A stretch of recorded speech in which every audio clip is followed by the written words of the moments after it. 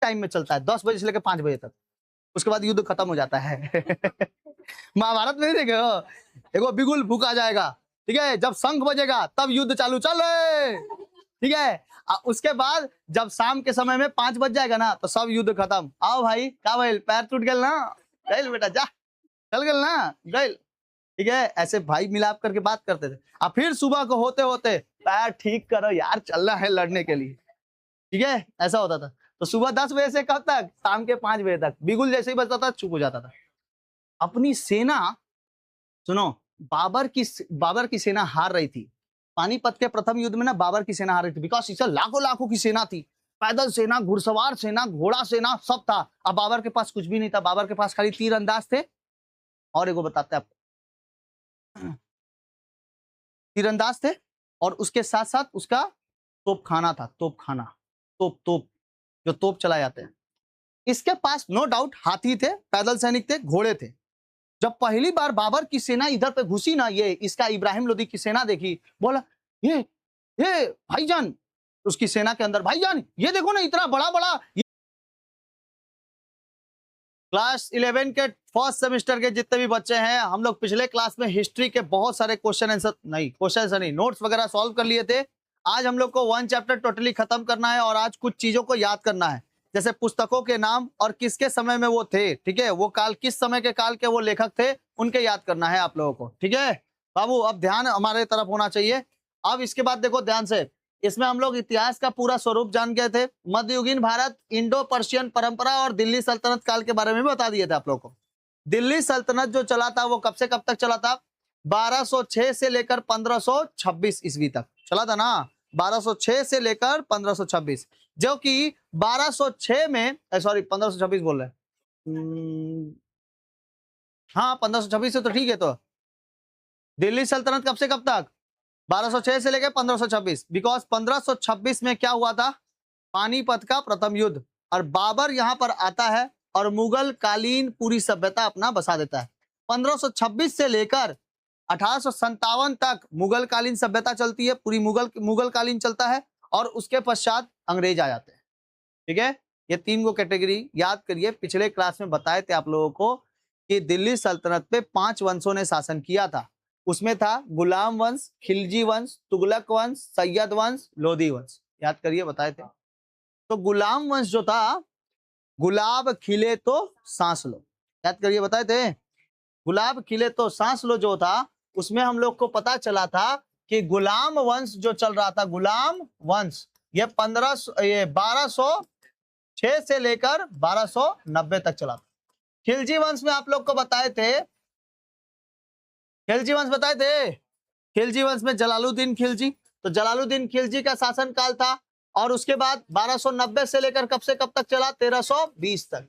उसके बाद तुगलक वंश जो चला था 1320 से लेकर 1414 तक, और उसके बाद सैयद वंश जो चला था, सैयद वंश 1414 से लेकर 1451 तक, 1451 तक। उसके बाद लोधी वंश, लोधी वंश जो चला था वो 1451 से लेकर 1526 तक चला था। इसके बाद ये वंश खत्म हो गया, दिल्ली सल्तनत टोटली खत्म हो गया। गुलाम वंश, खिलजी वंश, तुगलक वंश, सैयद वंश, लोधी वंश, समझ में आ गया। गुलाम वंश, खिलजी वंश, तुगलक वंश, सैयद वंश और लोधी वंश। गुलाम वंश कब से कब तक, बोलो जल्दी से बोलो, बोलोगे तो याद हो जाएगा। 1200। सबसे पहला शासन गुलाम वंश में कौन था, कुतुबुद्दीन, कुतुबुद्दीन। कब से कब तक चला उसका, 1206 से लेकर 1210। उसके बाद 1210 से लेकर 1236 तक कौन था उसका गुलाम, इल्तुतमिश, इल्तुतमिश की बेटी रजिया सुल्तान, कब से कब तक, 40 तक। उसके बाद कौन आया सबसे इंपॉर्टेंट राजा, बलबन। उसके बीच में तो कुछ कुछ आए थे लेकिन वो तो योग्य नहीं थे, तो उनका नाम याद रखने की जरूरत नहीं है। उसके बाद कौन आया, बलबन। बलबन का शासनकाल,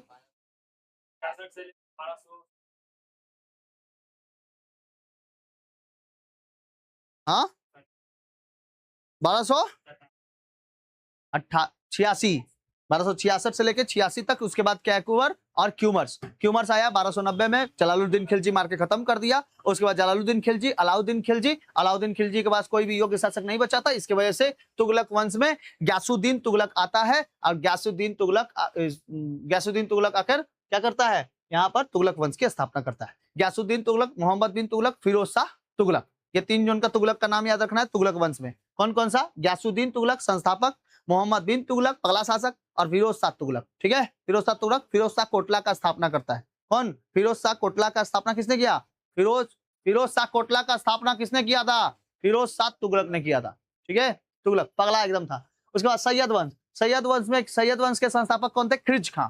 कौन थे? खिज्र खां। ठीक है, सैयद वंश के संस्थापक नीचे से सैयद वंश के संस्थापक कौन? खिज्र खां। ठीक है, तो देखो दिल्ली सल्तनत के आपको बता दिए, ध्यान से सुनो बाबू, है बाबू, दिल्ली सल्तनत का, अब इसके बाद लास्ट नहीं बोलेंगे कि सुनो, अब सीधे बोलेंगे, पीटेंगे। अब देख लेना ध्यान से। दिल्ली सल्तनत के जो संस्थापक थे, ये जो दिल्ली सल्तनत बसाई गई थी वो 5 वंशों ने मिलकर बसाया था। तो 5 वंश उसमें से थे गुलाम वंश, खिलजी वंश, तुगलक वंश, सैयद वंश और लोधी वंश। इसका शॉर्ट ट्रिक था गुलाब हिले तो सांस लो। ठीक है, अब इसके संस्थापक का शॉर्ट ट्रिक नाम याद रखना है, संस्थापक। कौन कौन संस्थापक थे? तो याद रखना है, ऐबक जल गया खीबों से, ऐबक जल गया खीबों से, ऐबक जल गया खीबों से। कुतुबुद्दीन ऐबक कौन वंश का संस्थापक? गुलाम वंश का। जलालुद्दीन खिलजी किस वंश का? खिलजी वंश का। ग्यासुद्दीन तुगलक वंश का। खिज्र खां सैयद वंश का। बहलोल लोधी वंश का। बकलोल लोधी नहीं, बहलोल लोधी। कौन सा लोधी? बहलोल लोधी में अंतिम शासक कौन थे? इब्राहिम लोधी। कौन था? इब्राहिम लोधी ने क्या किया था? उसको 1526 ईस्वी में किसने मार दिया? बाबर ने मार दिया। बाबर 12 से 13 वर्ष की उम्र में, बाबर ने 12 से 13 वर्ष की उम्र में बाघ को मार दिया था, इसलिए उसका नाम क्या पड़ गया था? बाबर पड़ गया था। ठीक है, जहीरुद्दीन मोहम्मद बाबर। पूरा नाम क्या है? जहीरुद्दीन मोहम्मद बाबर। 1526 में पानीपत की लड़ाई लड़ता है। कौन सी लड़ाई? पानीपत की। तो बताओ लोधी में कौन से थे लोधी? इब्राहिम लोधी। देखिए आप लोग की किताब में सैयद के बारे में कुछ भी नहीं दिया है, तुगलकों के बारे में कुछ भी नहीं दिया है, गुलाम वंश और खिलजी वंश के बारे में दिया है, इसलिए पढ़ा दिए। ठीक है, डेट बस आप लोग याद रखो बढ़िया से, इसी डेट से क्वेश्चन आ सकते हैं। बोलेगा तुगलक वंश के संस्थापक कौन थे? तो ग्यासुद्दीन तुगलक। ये लिखने में कितना सेकंड जाएगा? 5 सेकंड भी नहीं लगेगा। ऐबक जल गया खीबों से। शॉर्ट ट्रिक अगर याद रहेगा तो कौन सा? अली ऐबक, कुतुबुद्दीन ऐबक। कुतुब मीनार किसने बनाया था? कुतुबुद्दीन ऐबक ने बनाया था। किसकी याद में बनाया था? बख्तियार काकी की याद में। और उसका पूरा कौन कराया था? इल्तुतमिश ने। ठीक है। अब अलाउद्दीन खिलजी जो था, अलाउद्दीन खिलजी, इसको बोले थे ना कॉपी पेस्ट करने का बहुत ज्यादा ये था, तो बख्तियार काकी के याद में जो बनाया गया कुतुब मीनार था ना, उसी की याद में अपना एगो अलाई मीनार बनाना चाहता था। अलाई मीनार। तो ये बेटा क्या करता है, सुनो, अलाउद्दीन खिलजी, अलाउद्दीन खिलजी, इसको हम बोले थे कि कितना खतरनाक शासक था ये अलाउद्दीन खिलजी। अपने चाचा को मार दिया था, अपने चाचा के बेटी से शादी करके क्या बन गया था? दामाद बन गया था। अलाउद्दीन खिलजी ये बोला था ना कि नायाब तोहफा कौन दिया है? हम अपने आप को दिए हैं। अलाउद्दीन खिलजी ने बोला था कि ये नायाब तोहफा कौन दिया है? अपने आप को हमने खुद दिया है। तो वो किससे मरवा देता है? वो जो 1000 दिनारी रहता है उससे। ठीक है, तो सुनो, अलाउद्दीन खिलजी ने क्या किया, देखा जब कुतुब मीनार को, तो कुतुब मीनार को बोलता है कि हमरा भी यहाँ पे क्या बने? एगो मीनार बने, बड़ा एकदम मीनार बने। ठीक है, तो इसने क्या कर दिया भाई, जो घर बनाता है उसको क्या कहते हैं? जो घर बनाता है मजदूर कहते हैं। मजदूरों से, मिस्त्री से, लेबर से मिलकर बनाइए अपना घर। वो घर का सही मतलब जानता होगा कि घर कैसे बनाया जाता है। किसी बढ़ई को दे दीजिए कारपेंटर का काम करने के लिए, तो वो काम कर देगा। कोई कुम्हार को दे दीजिए, मिट्टी का घड़ा बनाना है, मिट्टी का बर्तन बनाना है, तो कुम्हार बना लेगा। लेकिन अगर तुम ये मीनार बनाने को किसी सैनिक को दोगे तो बना पाएगा? वो बेटा क्या करता है, अपने सैनिक को देता है, बोलता तुम ही बनाओ। तो वो क्या कर देता है, नीचे का बेस पतला कर देता है और ऊपर का बेस जाके चौड़ा कर देता है। नीचे का बेस बड़ा रहेगा, चौड़ा रहेगा, तब ना ऊपर जाके ऐसे मिल जाएगा। भाई मीनारे कैसी होती है, ऐसे ना होती है। तो ये क्या, इसका मिस्त्रिया क्या किया ना, वो बेटा सैनिक था, वो क्या कर दिया, नीचे का बेसवा पतला कर दिया, ऊपर जाके इसे चौड़ा कर दिया। तो ये ढहेगा नहीं, ढह गया मीनार। तो उसको बोला कि कैसा बनाया रे, ढह गया। बोलता सेनापति को देखो, अगर ये बनाने को तो सेनापति लड़ने जाएगा कि जाके मीनार बनाएगा तुम्हारा, ठीक है। अनाही मीनार क्या हो गया, ढह गया। अलाई मीनार फिर बना नहीं, लेकिन उसके टुकड़े जो थे ना, छोटे छोटे ईंटों के टुकड़े, आज भी वहीं पर रखे गए, आज भी है वहीं पे। ये जो कुतुब मीनार है ना, कुतुब मीनार के बगले में बना रहा था अलाई मीनार, ठीक है। तो इसने क्या किया, बोला ठीक है इससे तो काम नहीं, लेकिन इतिहास में हमारा नाम क्या रखा जाएगा। तो इसने क्या किया, मस्जिद के पास वहीं पे एक मस्जिद है, मस्जिद के पास इसने क्या कर दिया, जो कुब्बतुल इस्लाम मस्जिद था, क्या नाम था, कुब्बतुल इस्लाम मस्जिद। किसने खुलवाया था, कुतुबुद्दीन ऐबक ने बनवाया था ना कुब्बतुल इस्लाम। कुब्बतुल इस्लाम मस्जिद के सामने एगो दरवाजा बना दिया, उसका नाम रखा अलाई दरवाजा। अलाई दरवाजा किसने बनाया, अलाउद्दीन खिलजी ने बनवाया। कहाँ पे, कुब्बतुल इस्लाम मस्जिद के पास। समझ में आया। बोला मीनार नहीं बने तो क्या बने, दरवाजा ही बने। तो अलाई मीनार बनवाया। ये खतरनाक आदमी था कि नहीं, अलाउद्दीन खिलजी, ठीक है। अलाउद्दीन खिलजी, फिरोज शाह तुगलक और ग्यासुद्दीन तुगलक किसमें फेमस है, इसमें फिरोज शाह तुगलक, मोहम्मद बिन तुगलक और फिरोज शाह तुगलक। इसमें फेमस कौन है, मोहम्मद बिन तुगलक और फिरोज शाह तुगलक फेमस है तुगलक वंश में। कोई दिक्कत।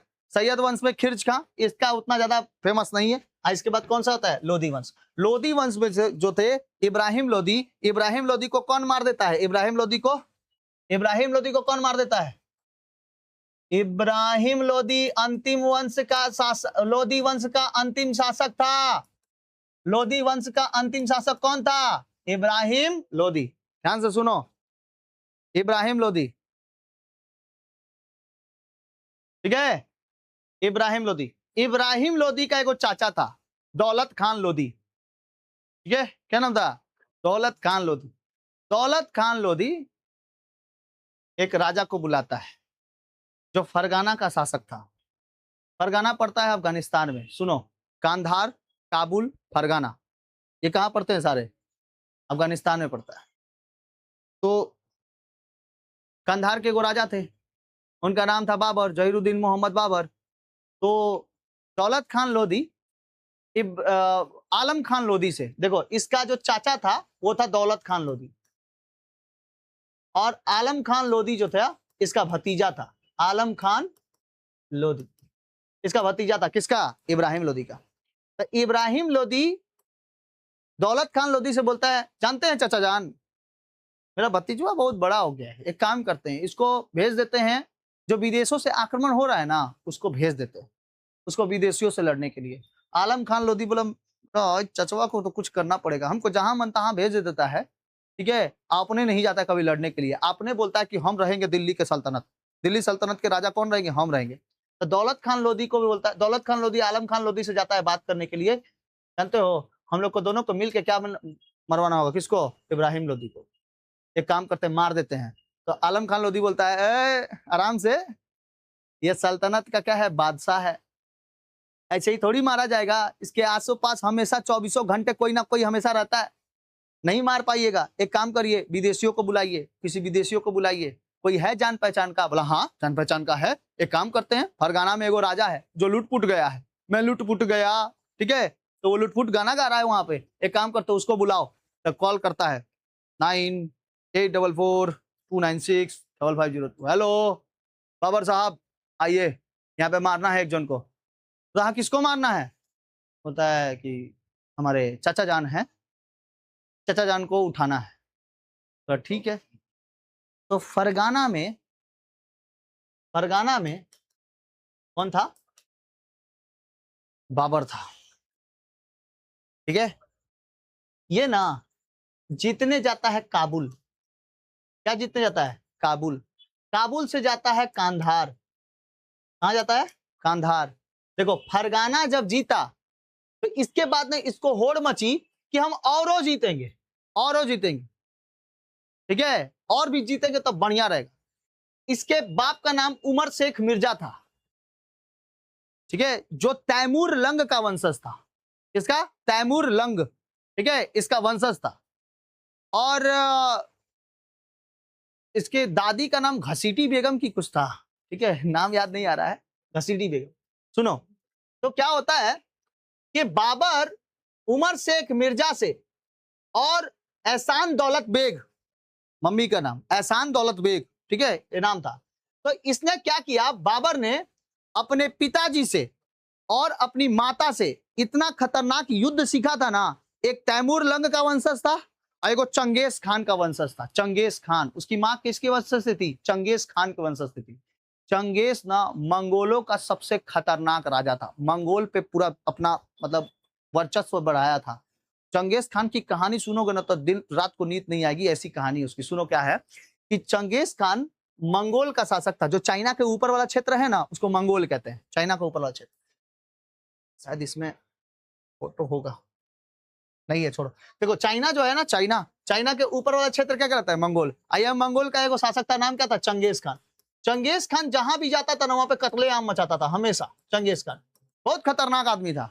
तो चंगेज खान जहां जाता था ना, वहां कत्लेआम, मतलब कहीं भी मारता था ना, वहां बीमारी फैल जाती थी। इतना ज्यादा ब्लड गिरता था, इतना ज्यादा ब्लड, उतना ज्यादा गिरता। बच्चों को मारा था ये चंगेज खान, बच्चों को। किस लिए? साम्राज्य को बढ़ाने के लिए। तो इस मंगोल प्रजाति के ये था, और मंगोल प्रजाति से चंगेज खान खतरनाक मार रहा था। तो मंगोलों पर ना पूरा आक्रमण करके रख के पूरा मंगोल अपने में मिला लिया था।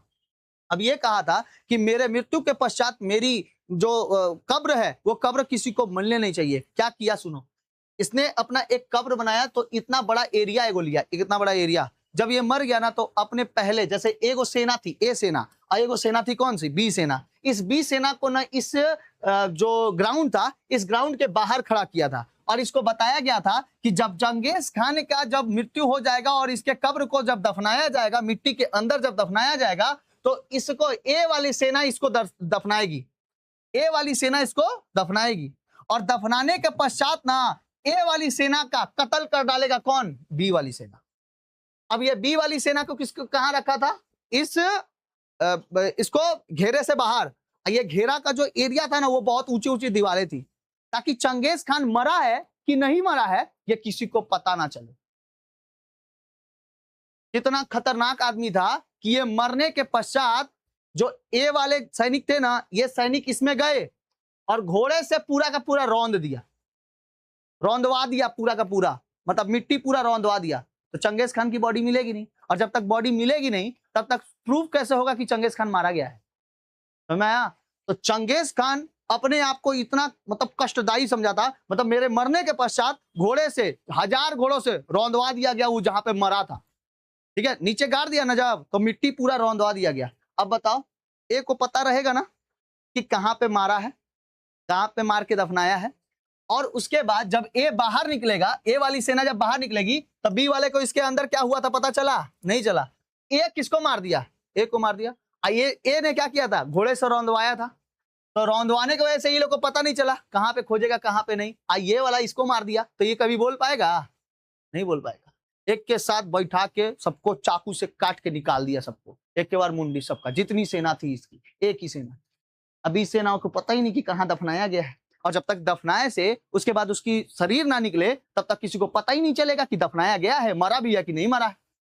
आपको हम बताए, इसके सिंहासन पर 10 साल तक किसी आदमी ने यह नहीं सोचा कि इसके सिंहासन पर हम बैठेंगे। मंगोल के शासकों को यह भी नहीं लगा कि चंगेज खान मरा है कि नहीं मरा है। 10 साल तक किसी ने इसके सिंहासन पर बैठने की जुर्रत नहीं की। यह इतना खतरनाक था चंगेज खान। मतलब मरने के पश्चात भी 10 साल तक उसका सीट कैसा था? खाली था। और यहां पर अपने चाचा भतीजा मिलकर क्या षड्यंत्र रच रहा है कि मारा जाए किसको? इब्राहिम लोदी को। देख रहे हो, यह है नीति इन लोगों की। कब्जा कौन किया भारत पे? इन लोगों ने। सीखा कहां से? भारतीय से, कि कैसे मारना है। कॉल कर करके बुला रहा है किसको? बाबर। आओ बाबर, मार के चल जाओ इब्राहिम लोदी को। जितना इधर पे पैसा है लूट के लेके चल जाओ।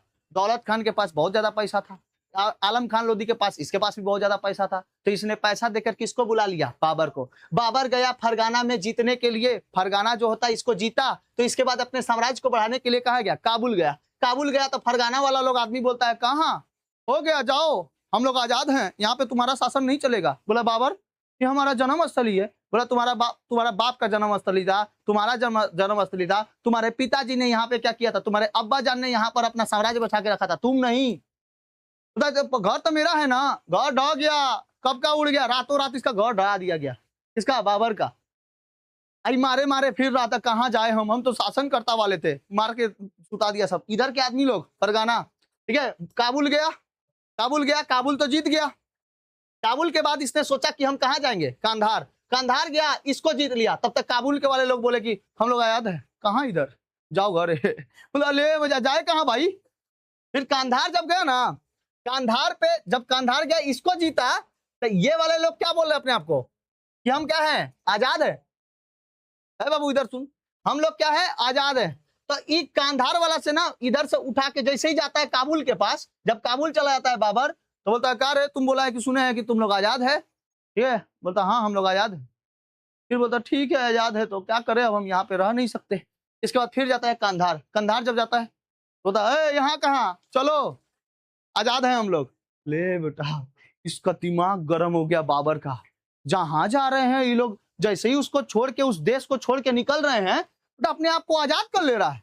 ये कैसा बात है, जिस क्षेत्र को छोड़ के निकल रहे हैं वो अपने आप को आजाद कर ले रहा है, ये कैसा बात है। गए फरगाना, हमारा घर, फ्रिज, कूलर, एसी सब लूट लिया। कूलर एसी समय कहा मतलब घर में जितना सामान था सब लूट के लेके चला गया। काबुल गया तो बेचारा ये भी लूटा गया, कांधार गया ये भी लूटा गया, ठीक है। सब जगह जाने के बाद, लुटाने के बाद, इसके पास एक ही तो रास्ता था कि कहाँ चले, भारत की ओर चले, ठीक है। तो इसने कहा,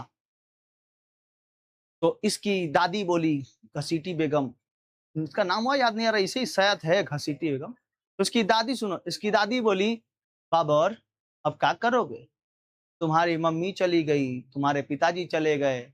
बोलता है अरे वो लोग चले गए तो क्या हो गया, उनका खून तो है ना हमारे रगों में, चंगेज खान के वंशज है हम। तो कौन उधर से बोला हाँ हाँ आप उमर शेख मिर्जा वंश के भी क्या हैं आप, क्या हैं वंशज हैं आप, ठीक है। किसके, तैमूर लंग के। तो उसके पिताजी किससे थे, तैमूर लंग से थे। तैमूर लंग भी ना चंगेज खान के जैसा ही था, बहुत खतरनाक। ये लोग दोनों जन के दोनों बहुत खतरनाक थे, अपने समय में खतरनाक लड़ाई लड़े थे। और जब बूढ़े हो गए तो उसके बाद भी बैठने वाला नहीं था शासन, ठीक है। तो तैमूर लंग के वंशज से कौन थे, उसके पिता थे, बाबर के पिता। और उसके वंशज से चंगेज खान, उसकी माता के वंशज से। तो दोनों का खून मिला हुआ है। तो बाबर भी लड़ाकू प्रवृत्ति का है ना, लड़ाकू एकदम खतरनाक। तो उसने कहा ठीक है, हिंद कुश पर्वत के उस पार। ये इसकी दादी पूछती है कहां जाओगे बाबर, तो बोलता है हिंद कुश पर्वत के उस पार लोदी की सेना को हराने के लिए। बोलता है लोदी ऐसे ही नहीं है छोटा मोटा, करोड़ों लाखों की सेना है उसके, लाखों की सेना है उसके पास। और तुम्हारे पास सेना कितनी है, मात्र 6000। लड़ लोगे, हाँ तरकीब है हमारे पास तरकीब है। उसका ही जानती है दादी जान, उसके चाचा और भतीजा ये दोनों के दोनों उसके साथ नहीं है। ये हम लोग को बताएंगे लूप होल कैसे है, कैसे जाना है, कितनी पैदल सेना है, कितनी हाथी सेना है, कैसे तीरंदाज है, कैसे है कि नहीं है, लोधी वंश में वो लोधी शासन कर पा रहा है कि नहीं कर पा रहा है। मारेंगे तो मारेंगे पक्का, हारेंगे चाहे मरेंगे, यही ना होगा दो कंडीशन। कोई बात नहीं, सेना लेके चल दिया। हिंदकुश पर्वत कूच कर गया। कूच का मतलब क्या होता है, आगे की ओर बढ़ जाना। हिंदकुश पर्वत पार करके जब भारत में आया, तो भारत में एंट्री हुई, तो एंट्री में देखा कि इसके सब लोग खिलाफ हैं, इब्राहिम लोदी के सब कोई खिलाफ है। इब्राहिम लोदी को सीधे ललकार देता है, आओ इब्राहिम लोदी मार के दिखाओ हमको, ठीक है, मार के दिखाओ। तो इब्राहिम लोदी बोलता है बाबर, ये बाबर आबर ढाबर जाबर सब जाएगा यहाँ से, सब साफे निपटेगा एकदम यहाँ से। यहाँ पर दिल्ली सल्तनत का शासक बैठा है, ठीक है, आलम खान लोदी, दौलत खान लोदी, चाचा जान, भतीजा जान, चलिए आगे बढ़िए, तो देखते हैं कौन है बाबर ओबर, चलिए देखते हैं। तो हाँ तुमको तो इसीलिए लेके आ रहे हैं मैदानवा में, आइए ना। तो वही आता है पानीपत में। कहाँ आता है, पानीपत। वो उधर से आता है, हिंदुकुश पर्वत पार करके पानीपत में आता है। आइए बेटा अपनी सेना लेके दिल्ली से कहाँ जाता है, पानीपत में। कहाँ पर है, हरियाणा में। तो पानीपत में 1526 में पानीपत का प्रथम युद्ध होता है। किसके किसके साथ, इब्राहिम लोदी और बाबर के बीच। देखो तो इसके पास कुछ है ऐसा जो ये अपना गवा सके? ऑलरेडी ये गवा चुका था। भारत में आके ये अपने साम्राज्य का स्थापना करना चाहता था? नहीं, जीतना चाहता था। बस जीतना ही चाहता था, साम्राज्य बनाना नहीं चाहता था, क्योंकि इसको और कहीं पर भी नहीं जाना था। बिकॉज इसका फरगाना गया, लुटा गया, काबुल गया, लुटा गया, तो कांधार गया, लुटा गया। तो भाई जाएगा तो जाएगा कहाँ? उसी पे इन लोगों ने दोनों जन ने फोन कर दिया, फोन मतलब मैसेज कर दिया, कबूतर से जा, कबूतर जा, जा जा कबूतर जा, ठीक है, भेज दिया उधर। तो कबूतर आया, कबूतर को देखा भाई बाबर आ रहा है, ठीक है। तो आलम खान लोधी या दौलत खान लोधी के मन में तो चल ही रहा था, खूब सारा पैसा देंगे इसको और वापस इसको क्या कर देंगे, भगा देंगे, वापस भगा देंगे। तो बोला कि ठीक है भाई चल जाओ। तो 1526 में पानीपत का प्रथम युद्ध हुआ इब्राहिम लोधी और बाबर के मध्य। और इब्राहिम लोधी ने सोचा, सुनो ए बाबू, इब्राहिम लोधी ने सोचा कि इसकी सेना में तीरंदाज नहीं है, तीरंदाज, बाबर की सेना में तीरंदाज नहीं है। तो इब्राहिम लोधी क्या कराता है, अपनी सारी सेना से बोलता है तीर निकालो और धासो एकदम बढ़िया से बाबर की सेना में। मतलब ठीक है, सब निकाल निकाल के सब जहां तहां चलाना चालू कर दिया, ठीक है। किसकी सेना पर? बाबर। अब बाबर ने एक कला सीखा था, एक पद्धति सीखी थी, नाम था उसका रूमी पद्धति। कौन सी पद्धति? रूमी पद्धति, ठीक है। तो रूमी पद्धति के अनुसार उसने अपनी सेना को अर्धचंद्राकार बताया था। अर्धचंद्राकार मतलब आधा चंदा रहेगा, एक सेना इधर से मारेगी इब्राहिम लोधी को, एक सेना इधर से पकड़ेगी इब्राहिम लोधी को। अब बीच में जब फंस जाएगा तब तो तीरंदाज निकाल के मारना है। अपनी सेना को बता के रखा था कौन? इब्राहिम, बाबर।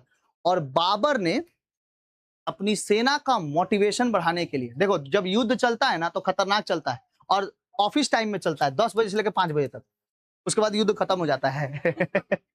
महाभारत में नहीं देखे हो, एगो बिगुल फूका जाएगा, ठीक है, जब शंख बजेगा तब युद्ध चालू, चल रहे, ठीक है।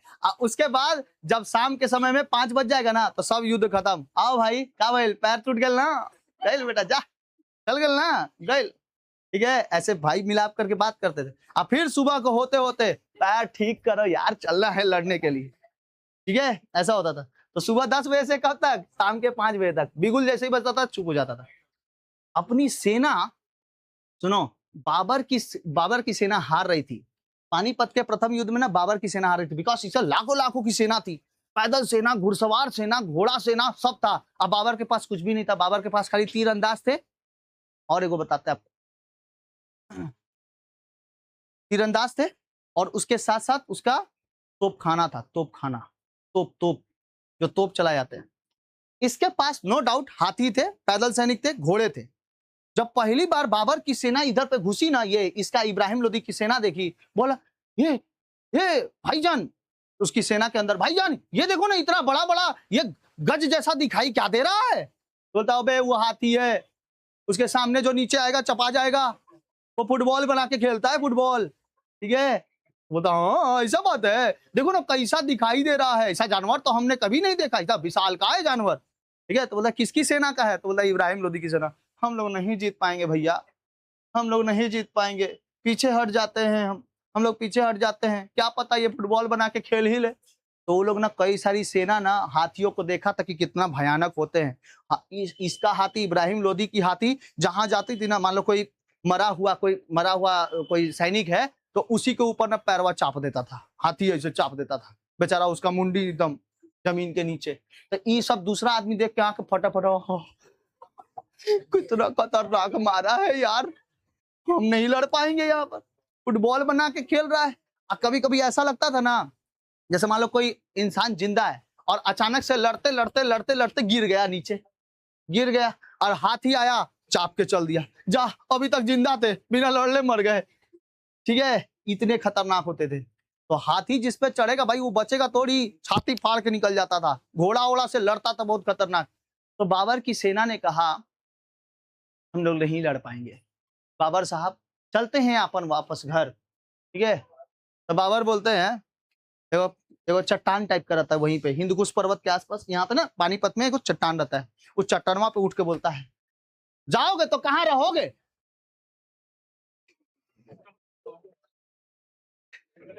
हाँ? तुम जाओगे तो कहीं रह पाओगे? कांधार चला गया, फरगाना चला गया, काबुल चला गया, ठीक है, ओ काबुल लिखे, हाँ काबुल, कांधार, सब तो चला गया। रहोगे क्या, खाओगे क्या और खिलाओगे क्या? अपने बच्चों को कभी बोल पाओगे कि हमने एक युद्ध लड़ा था जिसमें हम हार के चले आए? यही बताओगे अपने इतिहास के बारे में? ठीक है, तुम लोग ऐसे नहीं हो, अल्लाह के भेजे बंदे हो, ठीक है। तब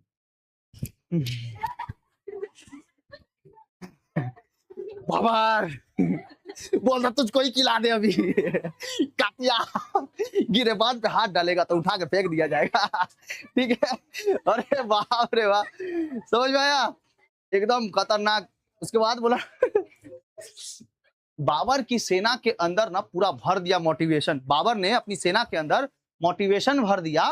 बोला 5 बजे तो सबको एकदम रात हो गया था, हर जगह पे लालटेन वालटेन टाइप का जल रहा था। सबको बोला जाओगे तो रहोगे कहाँ? ठीक है, अब वार करने का समय है, मारने का समय है, इन सारे काफिरों को मारने का समय है। चलो फिर वापस इब्राहिम लोदी को मारते हैं। ठीक है, ठीक है। उसके बाद बोलता है तुम लोग अगर मर जाओगे तो शहीद कहलाओगे, और यहां से जीत के जाओगे तो गाजी कहलाओगे। बताओ, वो गाजी बाबर ने कहा है, गाजी। सब सेना ऐसे गाजी निकाल तलवार, अब ये चल चले। शांत शांत, 5 बज गया है। ओ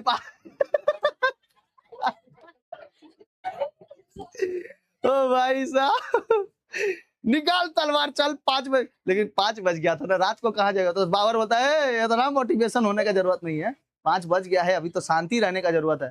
तो वो हो ही बात है, ठीक है। नहीं तो बोलो बाबर अभी चल लेते हैं, इब्राहिम लोदी सूता होगा, सोते सोते मार देंगे एकदम। ठीक है, चलो। तो ना अगले दिन लड़ेंगे। तो अगले दिन आता है, अब पूरा एकदम बढ़िया तरीके से उससे लड़ाई होता है। अगले दिन जब आता है ना, तो अपनी रूमी पद्धति से उसको सजाता है पूरा का पूरा, अपनी सेना को रूमी पद्धति से अर्धचंद्राकार। कभी सामने सेना आकर कभी इधर से मार रही थी, ठीक है, और कभी इधर से मार रही थी। और इसके बीच में कौन फंस गया? इब्राहिम लोदी फंस गया बीच में। देखो, इधर से सेना इसको कब्जा कर रही थी और इधर सेना कब्जा कर रही थी। अरे बाहुबली में नहीं देखो, देवसेना 4 हाथ ऊपर, 3 को तलवार, मार मार मार। तीरंदाज नहीं, इसे 3 को ऐसे देखना, ऐसे चलाती है देवसेना। ठीक है, तो क्या अपना संस्कृत में बोलता है, देवसेना लगा 3 ऊपर, मारे एकदम खतरनाक। ठीक है, तो उन लोग को भी ऐसे ही सिखाया गया था। किसको? अब बाबा इब्राहिम लोदी सोचा, सुनो, इब्राहिम लोदी सोचा कि बेटा पहले दिन तो इसके सेना में तीरंदाज नहीं थे, पहले दिन तो इसके सेना में तीरंदाज नहीं थे, आज कैसे तीरंदाज हो गया? इसके पास सेना, एक दिन में सेना तीरंदाज वाली हो गई, सीख गई तीरंदाज, कैसे हो गया ये सब? ठीक है, अर्जुन से आया है क्या ये लोग? ठीक है, तो आधा पैसा कौन दिया था? आलम खान लोदी और दौलत खान लोदी। इब्राहिम लोदी की सेना को आधा पैसा देकर खरीद लिया था। तुम किसकी ओर से लड़ो? बाबर की ओर से लड़ो, जीत जाओगे तुम। अगर जीत, किसको? इब्राहिम लोदी की सेना को अपने सेना में मिला लिया बाबर ने, और वहां से क्या ले लिया? तीरंदाज। और ना, पिछले रात को जो कहानी हुई थी, उस कहानी में इसने बारूद लेके आया था। बारूद होता है ना, बारूद, और बड़े बड़े ना बम के गोले वगैरह दागे गए, बम करके। ठीक है, इतना बड़ा बड़ा गोला जाके दबा दिया गया, कोई उसी में दब के मर जा रहा है, कोई उधर। बोला भाई हाथी जैसा पांव लगता है हमारे शरीर के ऊपर, कोनो ऐसे गिरा है तो ऐसा लगता था कि हाथी जैसा पांव कहीं गिरा हुआ है। तो क्या होता ना, बम के गोले उधर पे गिरते थे, बारूद टाइप का आवाज होता था वहां पे, बम करके आवाज होता था। हाथी सोचता था कि बेटा कल तक तो आवाज नहीं हो रहा था, आज आवाज कैसे होने लगा? सारे के सारे हाथी पगला गए, बिकॉज इतना ज्यादा आवाज नहीं ना सुना था। अरे किसी जैसे किसी का घोड़ा है ना, जैसे घोड़ा नहीं होता है, घोड़े के सामने ना जब दुल्हा बैठा रहता है उसके ऊपर, रथ वाला घोड़ा, तो उसको ना बहुत बढ़िया से डम डम डम डम करके सुनाया जाता है कि बाबू देख, इस तुम्हारे ऊपर जो बैठा है ना वो दुल्हा है, कोनो लड़ने वाला क्षत्रिय नहीं है। ठीक है, उसको उठा के फेंकना मत, नहीं तो कभी कभी डीजे उजे का आवाज सुनता है ना घोड़ा, तो वो बेटा अपना आगे पाँव उठा लेगा। बेचारा दूल्हा तो खजरौआ लगाया रहता है, गिर जाएगा बेचारा, तो शादी खराब हो जाएगी। तो उसको ना उसके सामने ना, घोड़े वोड़े के सामने ना दूल्हा बजाया जाता है, और उसी के ऊपर वो घोड़े का मालिक रहता है, उसके ऊपर बैठा रहता है कि तुम भाई समझ लो कि ये क्या है, कि ये दूल्हा है। ठीक है, तो इसी वजह से ना वहां पर हाथी लोग का इस को तो कोई एनवायरनमेंट हुआ नहीं था आज तक कभी भी। मतलब इतने दिनों से ये युद्ध चल रहा था, आज तक कभी भी मतलब यूज नहीं हुआ था, किसका, बारूद का यूज नहीं हुआ था। अब सोचो अचानक से आवाज जब सुनाई देगा तो उसके कारण क्या होगा, वहां के आसपास के जितने जीव जंतु है घबरा जाएंगे ना सब। देखते हो कभी कभी बम पटाखा फोड़ते तो कौआ काव काव काव काव करने लगता है, इसलिए वो पहली बार सुनता है। वैसे एक साल में, साल भर में एक बार फूटता है दम दम करके, कौआ उड़ा सबसे एकदम शांत बैठा रहता है। बाप रे बाप, कहीं से आगे रॉकेट वॉकेट हमारे घोंसले में आके लग जाए, इससे प्रॉब्लम हो जाएगा। तो इस वजह से ना, इस वजह से युद्ध ये जीत गया, कौन, बाबर जीत गया, क्योंकि इसने पहली बार इस्तेमाल किया था किसका, बम का, गोला बारूद का। ठीक है, इब्राहिम लोदी भी देख के दंग रह गया, कहां पे बच रहा है यार इसे। तो दिखाई दे रहा था कि वो उतना बड़ा बड़ा गोला छोड़ रहा है, ये छूट कैसे रहा है। तो बारूद बनाना पहली बार सीखा था किसने, बाबर ने, और अपने बारूद का इस्तेमाल किया था इस युद्ध में। बारूद का इस्तेमाल किया था इस युद्ध में, सब के सब जल जा रहे थे। ठीक है, और जल जल के इब्राहिम लोदी, लोदी साहब बचाइए, हम तो जल गए हैं। ठीक है, बता रहे हम कहां से बचाए, हम तो खुदे परेशान है, मेरा हाथी देख रहा है खुदे इधर उधर डालम डोल हो रहा है, क्या पता हमको ही गिरा के चाप दे। समझ में नहीं यार, ऐसा ही हुआ। इसके बीच में जो सेना आई हुई थी ना, ये जब इब्राहिम लोदी जब बीच में आ गया और ये अर्धचंद्राकार में जब फंस गया, तो इसके बाद ये सेना जाके इसको खूब मार मारी इब्राहिम लोदी को, और उसका शरीर छन्नी छन्नी कर दिया, एकदम तलवार मार मार के छन्नी कर दिया। अब बताओ, इतने बड़े युद्ध में एक सेनापति ही मारा जाए, मेन सेनापति, मेन राजा ही मारा जाए, तो युद्ध फिर आगे चल पाएगा। दोपहर तक युद्ध खत्म हो गया। ठीक है, और सब बाबर की जय जयकार करने लगा। जाओ लूटो जितना मन करे उतना, पूरा लूट लो भारत, भारत लूट लो। लाओ रे पैसा, लाओ पैसा, दौलत का नाम, पैसा लो, पैसा लो, सारा का सारा पैसा लाओ। तो बोलता है पैसा, क्या चीज का पैसा, तुमको बोले थे ना पैसा देने को। ठीक है, हम तो पैसा खातिर आए हैं यहाँ पर, पैसा लिया। और उसके बाद क्या करता है, 4 गो युद्ध लड़ता ही है। कितने युद्ध, 4। 1526 से लेकर 1529 तक में कितने युद्ध लड़ता है, 4। तो 1526 में पानीपत का युद्ध होता है। अरे बाबू ध्यान से सुनो ना रे, अरे हम जब बोले तो बोलेगा नहीं, जब डाउट हो तबे बोल। पानीपत का युद्ध होता है कब, पानीपत का प्रथम युद्ध 1526। ठीक है, पानीपत का प्रथम युद्ध 1526, और उसके बाद 1527, 1528, 1529, 1530। ठीक है, तो देखो इसके द्वारा 4 गो युद्ध लड़े गए। कितने, 4। पान खा चांद के घर में, पान खा चांद के घर में, पान से पानीपत, खानवा, चंदेरी, घाघरा, घाघरा नहीं, घाघरा, घाघरा नदी है। ठीक है, पानीपत, खानवा, चंदेरी, घाघरा में से मर गया। 1530 में मर गया बेचारा, ये बेचारा, बाबर बेचारा है, हाँ बेचारा घर लुटा गया, आया यहाँ पर लुटा गया, बाद में लड़ते लड़ते मर गया, है ना। 4 साल जो लड़ाई किया बेचारा, बैठा नहीं, लड़ाई ये करते रह गया। तो 1526 में पानीपत का युद्ध हुआ, और उसके बाद इसने खतरनाक खानवा का युद्ध लड़ा। कौन सा, खानवा का। 1527 में हेमू, विक्रमादित्य की उपाधि धारण किया था किसने, हेमू ने। हेमू ने कहा हमको इब्राहिम सोचे हो, इब्राहिम नहीं है हम, सेना इतनी खतरनाक है कि तुम्हारी सेना चूटी बराबर भी नहीं है यहाँ पर हमारी सेना के सामने। तो बाबर बोलता है हम तुमको वैसे भी इब्राहिम नहीं सोचे हैं, तुम हेमुए हो, हेमू को ही हराएंगे। खानवा के युद्ध में हेमू को हरा दिया, क्योंकि इसके पास सबसे खतरनाक पावर थी। कौन सी पावर, वो बारूद वाला पावर। बारूद किसी के पास भी नहीं था, और इसके जैसा बारूद बनाना कोई सीखा भी नहीं था। ठीक है, खतरनाक बारूद बनाता था। ठीक है, तुर्कों से सीखा था, तुर्कियों से। हाँ हाँ हाँ, सुनो सुनो सुनो, अभी याद आया, अभी याद है। देखो तुगलमा नीति, कौन सा, तुगलमा, तुगलमा नीति के अनुसार, सुनो बाबू, तुगलमा नीति के अनुसार जो देखना अंग्रेजों के, ये नहीं क्या कहते हैं उसको, जो अरे पहले अंग्रेज लोग यूज करता था टैंक वगैरह टाइप का, टैंक नहीं रे, क्या कहते हैं उसको, जिसमें से बम छूटता है, गोला छूटता है, बम गोला वाला। टैंक, टैंक, तोप, तोप, तोप। तो तोपों को सजाया था कैसे? तुगलमा नीति के अनुसार। और रूमी पद्धति के अनुसार किसको सजाया था? अपने सैनिकों को सजाया था।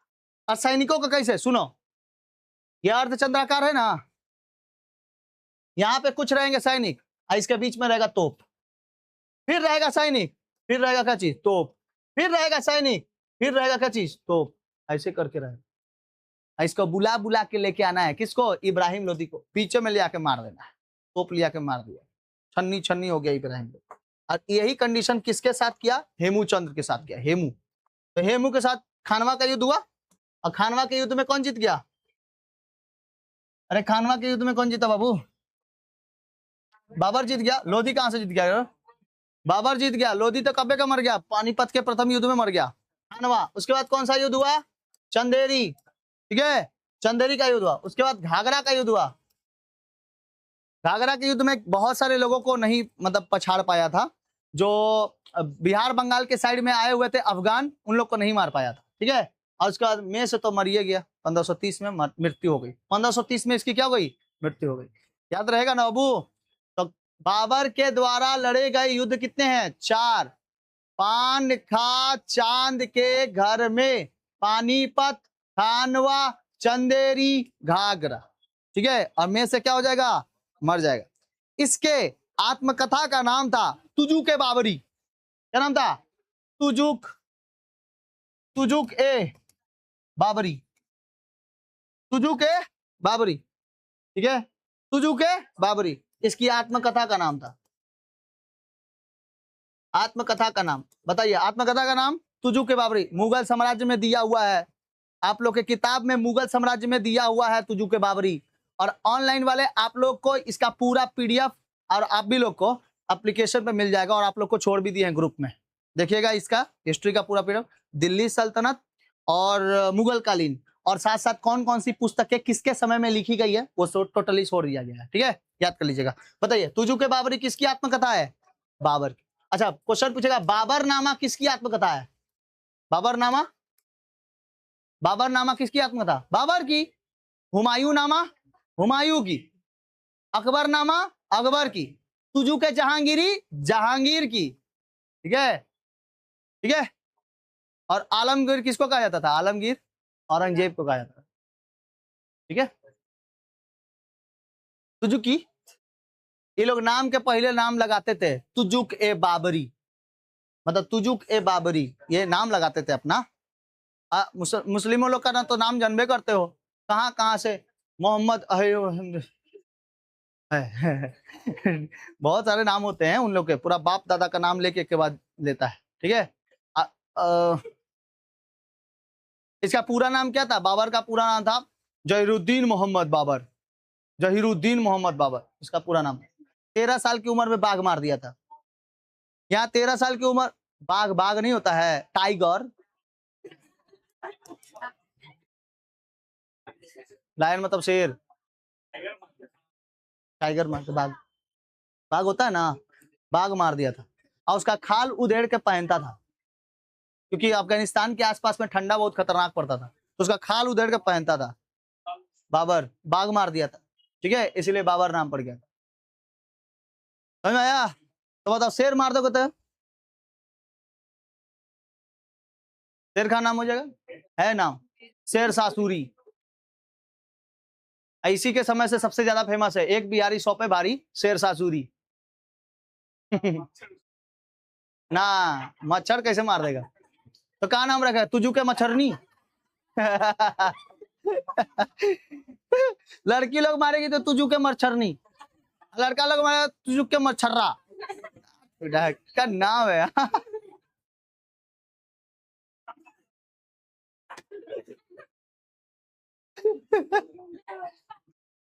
ओ भाई साहब, कैसा कैसा नाम है रे, तुझू के मच्छरनी।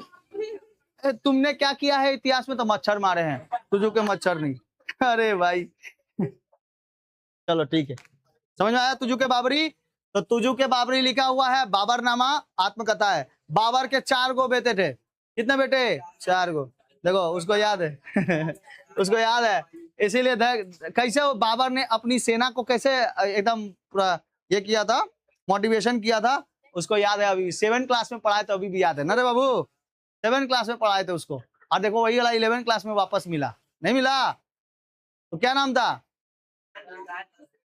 हाँ हाँ, कमरान, हिंदाल, अस्करी, हुमायूं। कहाँ है हुमायूं? देखो ये लोग कट्टम कुट्टी खेल रही है, यहाँ पे हम कमरान हिंदाल पढ़ा रहे हैं, कट्टी तेरे साथ हम नहीं पढ़ेंगे कमरान, सदाई कहीं। क्या पढ़ा रहे हैं कमरान? तब पढ़ा रहे तो पढ़ ले, कट्टम कुट्टी कहाँ ले रही है? दोस्त नहीं है तुम्हारा वो? हाँ, देखो तो बाबर को जिताने के लिए कौन कौन मार दिया सब, तुम भी लोग मारो किसी को, कि हम लोग अपना देखो मार दी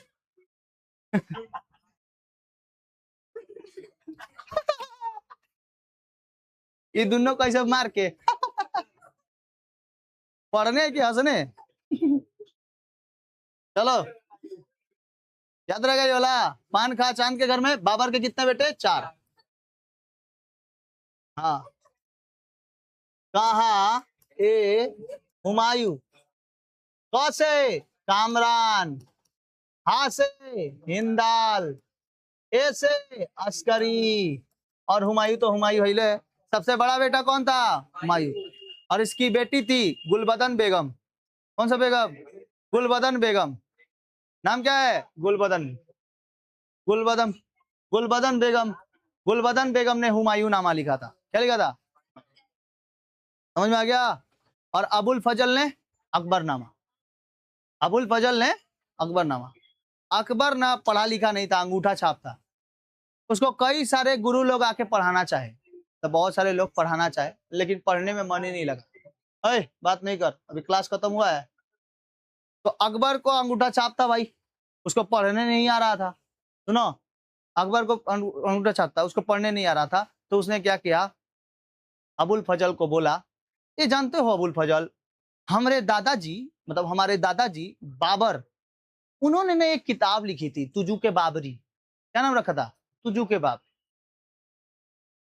तो उसमें देखो ना कुछ लिखा होगा, हमको पढ़ के थोड़ा सुनाओ ना, मतलब आप कहीं नहीं पढ़ लेते? तो अरे भाई हम पढ़े लिखे रहते तो पढ़ नहीं लेते, हम अंगूठा छाप ठहरे। कोई मतलब कि कोई अगर टीचर है तो उनको मार मार के पढ़ाएगा कैसे भाई? राजा है, क्या पता हमारे अगले दिन गला कटा हुआ मिले कहीं, कहीं मान लो नहीं टीचर मार दिया तो अगले दिन गला कटा हुआ मिले कोई ऐसा। तो इसीलिए हम नहीं पढ़ पाए, क्योंकि हमसे लोग डरते थे, बिकॉज हम तो राजा ठहरे ना, तो हमको कौन मार पाएगा, इसलिए तुम ही पढ़ दो। तबुल फजल आता है बाबरनामा लेके, ठीक है, बाबरनामा लेकर। आपके दादा, खतरनाक दादा, जो उमर शेख मिर्जा के वालिद थे, ठीक है, उमर शेख मिर्जा के वालिद थे, ठीक है, वालिद उन्हीं ने, उमर शेख मिर्जा उनके वालिद है ना, किसका? बाबर का, ठीक है। तो आपके परदादा जी, मतलब परदादा मतलब कौन? दादा के दादा, ठीक है, परदादा जी, उनको बहुत खतरनाक थे वो भी, ठीक है, तैमूर लंग के वंशज से थे। मतलब वो भी, अकबर भी बोलता है हम भी तब तैमूर लंग के वंशज से हुए ना, हमारी परदादी जी तो चंगेज खान की वंशज थी। तो चंगेज खान कौन से? वाह, तो बताओ हम भी हैं। आगे आगे पढ़ो, आगे पढ़ो।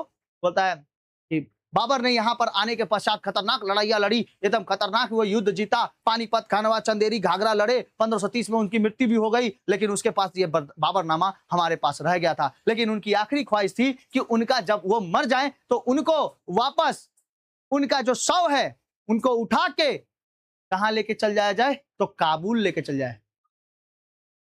अकबर बोला कि काबुल? फिर से एक बार पढ़ो।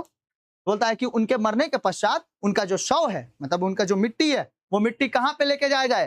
काबुल में लेके जाया जाए, क्योंकि उनको सबसे ज्यादा पसंदीदा जगह कौन है? काबुल है। तो अरे दादाजी तो दिल्ली में है, उनका कब्र दिल्ली में बना हुआ है। तो हाँ ये तो बात है।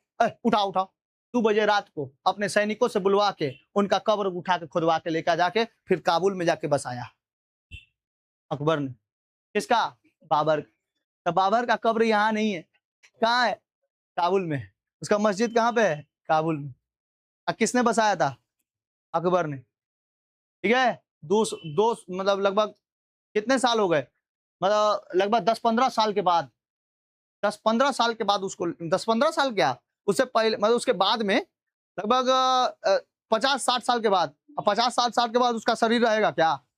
ठीक है, तो उधर की जो मिट्टी थी ना, जहाँ पे कब्र था उसका, उसकी मिट्टी उठा के ले जाके दादाजी यहाँ रहेंगे काबुल में, इनको काबुल अच्छा लगता है, ये तो इनको यहाँ पसंद है ना, ठीक है, तो पसंदीदा जगह में रहेंगे तब ना उनकी आत्मा को भटकते नहीं रहेंगे। तो क्या पता हमारे सपने में आके बोल दे, ओए बाबर, सॉरी अकबर, हमारा कब्र यहाँ पर है, उठा के लेके जाओ, ये भी तो हो सकता है। ठीक है, तो बोले अल्लाह मुझको कभी नहीं माफ करेगा, हम अपने दादाजी को वहीं पे विसर्जन करेंगे, जाके विसर्जित कर दिया। मतलब स्थापना कर दिया वहां पर, और वहां पर बाबर, काबुल में बाबर का वहां पे मस्जिद है, लोग जाते हैं वहां। ठीक है, ओह, बुझाया बाबू, समझ में आ गया? बाबरनामा समझ में आ गया? तो बताओ बाबर का कब्र कहाँ पर है, यहाँ पर भारत में कि काबुल में? काबुल में। ठीक है, कौन कौन सी लड़ाइयाँ लड़ी थी उन्होंने? उन्होंने, उसने कौन कौन सी लड़ाई लड़ी? इतना इज्जत का देना है, बाहर विदेश से आया था, अब कौन बोल दे उन्होंने, थोड़ा सा बोलो, ठीक है, तो उनको सबसे बोलेगा तुम पापा लगता है क्या बाबर? बाबर तो पापा नहीं लगता। ठीक है, हम गर्व से कहते हैं कि हमारे पूर्वजों में खतरनाक खतरनाक लड़ाइयाँ और वीर हुए। ठीक है, हम लोग भगत सिंह को मानते हैं, हम लोग राजगुरु सुखदेव को मानते हैं, हम लोग आजाद हिंद को मानते हैं, हम लोग सुभाष चंद्र बोस को मानते हैं, हम लोग चंद्रशेखर आजाद को मानते हैं, हम लोग शिवाजी को मानते हैं, संभाजी को मानते हैं, साहू जी को मानते हैं। ये बाबर ढाबर का है, विदेश से आया है। कहां से आया है? विदेश से, अभी विदेशे में ना है। चंद्रगुप्त मौर्य के समय जब फैला हुआ था अफगानिस्तान तक, तो अफगानिस्तान तक था हमारा देश, लेकिन उसके बाद हमारा देश बस ये जम्मू कश्मीर तक सिमट के रह गया है। ठीक है, तो वो तो विदेशी ना हुआ, विदेशी आया, यहाँ लूटा और यहाँ के आदमियों को मारा, यहाँ के औरतों के साथ गलत व्यवहार किया, तो उसको क्या हम अपना आइडियल मानेंगे कभी बाबर को? कभी नहीं मानेंगे। और तुम भी लोग नहीं मानना, सपने में भी आओ, सपने में काट देंगे, समझ लेना। आइडियल मानना भी है तो सुभाष चंद्र बोस, फैन भी होना है तो मेरा नहीं, किसी और का नहीं, फैन भी होना तो भगत सिंह का, ठीक है, फैन भी होना तो शिवाजी का। वो लोग यहाँ देश के आइडियल हैं। ठीक है, इना की बाबर जाबर अकबर का पढ़ाने चल दिए, बाबर का पढ़ाने चल दिए। ठीक है, ऐसा नहीं। आप लोग थर्ड सेमेस्टर में जब जाइएगा तो आप लोग को शिवसेना के बारे में बताया जाएगा। किसके बारे में? ये क्या नाम है, मराठा साम्राज्य के बारे में बताया जाएगा। बहुत सारे साम्राज्य हैं, मराठा साम्राज्य है, बीजापुर है, गोलकुंडा है, चोल साम्राज्य है, चेर साम्राज्य है, चेदी साम्राज्य है, पांड्य साम्राज्य है, विजयनगर साम्राज्य है, बहमनी साम्राज्य है। ये साम्राज्य के बारे में पढ़ेंगे। इसमें तो अलग अलग खतरनाक खतरनाक राजा लोग आए थे। ठीक है, तो इनके बारे में कोई जल्दी नहीं पढ़ाता है, तब बाबर के कहानी छाप के रख देता है, क्योंकि हम लोग के किताब में बाबर अकबर दिया हुआ है एकदम आसानी से। और बचपन से हमें क्या पढ़ाया गया है? बाबर अकबर, है ना। लेकिन कौन बता दे शिवाजी के बारे में तो भूल जाएगा उसके पुश्तैनी कितने हैं, और इनके पुश्तैनी पूरा याद रहता है। बाबर, हुमायूं, अकबर, जहांगीर, शाहजहां, औरंगजेब, बहादुर शाह, बहादुर शाह जफर, आलमगीर द्वितीय, आलमगीर, फिर हो गया शाह आलम द्वितीय, फारूक सियर, फरमान। ठीक है, ये सब खतरनाक है, पूरा का पूरा एकदम पूरा मुगल साम्राज्य याद करा देगा। लेकिन शिवाजी को बोल दे शिवाजी, उसके बाद कौन थे? वो तो फिल्मों आ गए तो सबको समझ में आ गया कि संभाजी थे, छावा कहा जाता था, तो संभाजी के महाराज के बारे में कोई नहीं जानता था। ठीक है, और जबकि हम इस फिल्म आने के पहले ही, मेरा एगो शिवाजी मराठा साम्राज्य का 3 गो वीडियो है, वो पहले ही से बना के रख दिए हैं, और उसमें पूरा का पूरा सबका नाम लिए हैं और डिटेल्ड में पढ़ाए हैं मराठा साम्राज्य के बारे में। ठीक है, उन वीडियो को देख लोगे ना, फैन हो जाओगे शिवाजी का। औरंगजेब को ढूंढ ढूंढ के मारे थे। औरंगजेब कभी भी इनको, शिवाजी को कभी मतलब अच्छे तरीके से देख नहीं पाए थे कि शिवाजी यही है, संभाजी यही है। हमेशा भागते, मतलब कि उससे ना हमेशा भागते फिरते रहते थे, और उसी के किले लूट लेते थे शिवाजी। औरंगजेब का किला लूट लेते थे, औरंगजेब परेशान हो जाता था, कहाँ से पकड़े इसको, कहाँ से पकड़ के लेके आए। ठीक है, इतनी कहानी है हम लोग। फिर थर्ड सेमेस्टर में मिलेगा, अभी 1 साल और इंतजार करिए। 12 क्लास में जब जाइएगा तब शिवाजी के बारे में। ठीक है, समझ में आ गया बाबर?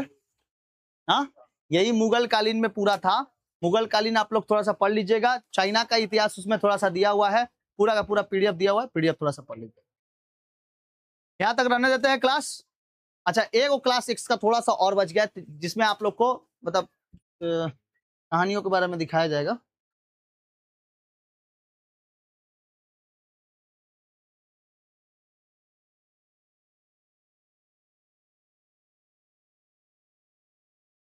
ये देखो,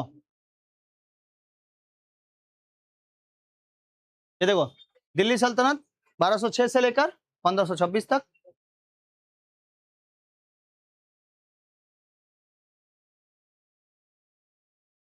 जियाउद्दीन बर्नी, मुगल काल का इतिहास, ठीक है। तुजुक ए बाबरी, तुर्की में है। जहांगीर, तुजुक ए जहांगीरी, कौन सी भाषा में? फारसी भाषा। आत्मकथा है तुजुक ए बाबरी, कानून हुमायूनी, तारीख अल्फी, हुमायूंनामा, हुमायूंनामा की विशेषता, अबुल फजल का अकबरनामा। और यहाँ पे कुछ पुस्तकों के नाम, ठीक है, सब बता दे। देखो, मिनहाज उस सिराज की पुस्तक है, तबकाते नासरी। मिनहाज उस सिराज की पुस्तक है, तबकाते नासरी। और हसन निजामी की पुस्तक है ताजुल नासरी। ये एग्जाम में आया हुआ है, याद रखिएगा। मिनहाज उस सिराज की पुस्तक तबकाते नासरी, हसन निजामी की पुस्तक ताजुल नासरी। किसके समय में? ऐबक के समय में लिखा गया है। और इल्तुतमिश एवं नसरुद्दीन के समय में लिखा गया है। मिनहाज उस सिराज ने अपनी पुस्तक लिखी है, ठीक है। ये क्वेश्चन पूछा हुआ है, तबकाते नासरी किसने लिखा, ताजुल नासरी किसने लिखा? तो ताजुल नासरी, ताजुल ताजुल हसन निजामी। देखो ये छोटा सा है ताजुल नासरी। आइए देखो, तबकाते नासरी मिनहाज उस सिराज, ठीक है, पुस्तक का नाम याद रहेगा। तबकाते नासरी, मिनहाज उस सिराज, ताजुल नासरी, हसन निजामी। उसके बाद रास्तरंगिणी कलहन की पुस्तक, पृथ्वीराज रासो, पृथ्वीराज रासो, ठीक है। चंद्रवरदाई क्या लिखा? पृथ्वीराज रासो किसका है? चंद्रवरदाई। अकबरनामा, अकबरनामा अबुल फजल का लिखा हुआ है, अबुल फजल अकबरनामा। हुमायूंनामा गुलबदन बेगम। और बाबरनामा तुजुक ए बाबरी, बाबर के द्वारा, खुद उसकी आत्मकथा, ठीक है। इसमें पूरा का पूरा दिया हुआ है बाबू, थोड़ा सा पढ़ लीजिएगा आप लोग। देखो एक गोंद मीर का लिखा हुआ है, हबीब उस सियार, हबीब उस सियार। कानून हुमायूनी, हुमायूनी किसके समय में? बाबर और हुमायूं के समय में। मिर्जा हैदर दलगत, तारीख रशीदी, हुमायूं के समय में लिखा गया। गुलबदन बेगम, हुमायूंनामा, हुमायूं और अकबर के समय में लिखा गया। अबुल फजल अकबरनामा, आईने अकबरी, अकबर के समय में लिखा गया। हिंदू बेग, तारीख फरिश्ता, अकबर के समय में। निजामुद्दीन अहमद, तबकाते अकबरी, अकबर के समय में, अकबर के समय में सब लिखा गया है। इसमें जो जो आप लोग को हाईलाइट किया गया है, ये हाईलाइट वाला आप लोग थोड़ा सा पढ़ लीजिएगा, आप लोग को किताब का नाम याद हो जाएगा। और यहीं तक लास्ट है, ठीक है। मिलते हैं अगले क्लास में। जय हिंद, जय भारत।